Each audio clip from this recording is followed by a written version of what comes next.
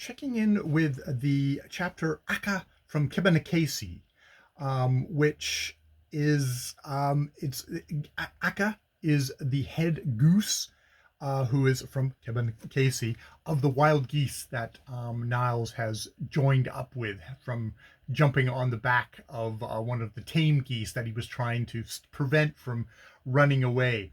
And he does not get a warm welcome. The tame geese does not get a warm welcome either.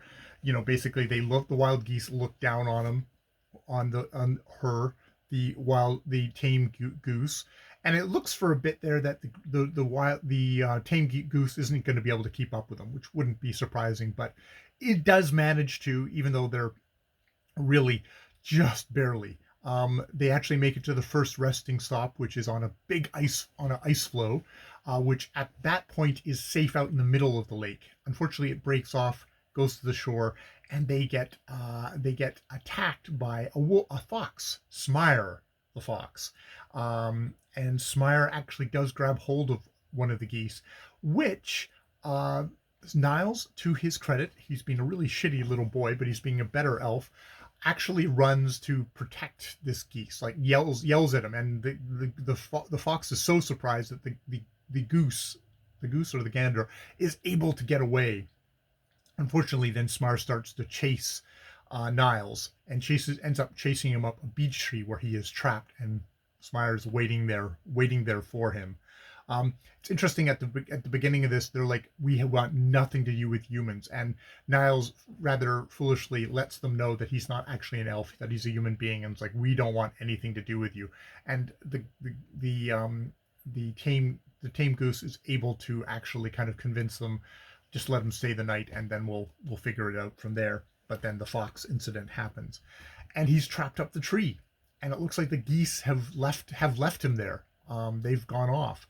But what happens is we get at the very end of this really a wonderful told strafing of goose after goose going over Smire trying to leap from them, and just basically teasing this fox into kind of into a frenzy. And at what point he just realizes, shoot, the boy is gone. It's disappeared from the tree. But the geese keep on teasing this goose, this fox, and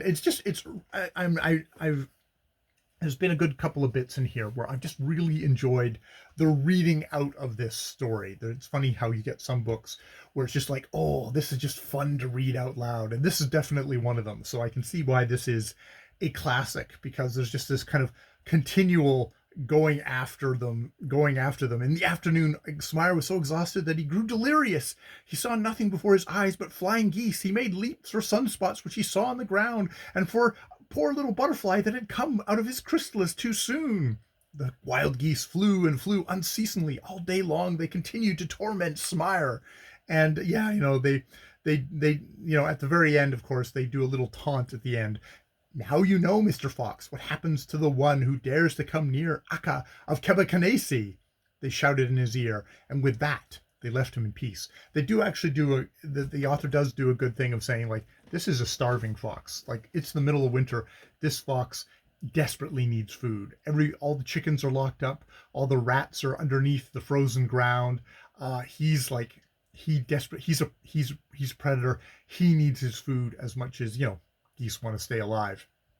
So it does honor the foxness of the fox, as well as just, the geese being shits.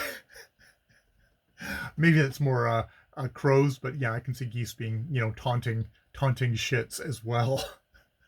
So yeah, that is the Aka of Kbnks chapter. The next chapter is called The Wonderful Journey of Niles. So we'll have to see how that goes with On the Farm.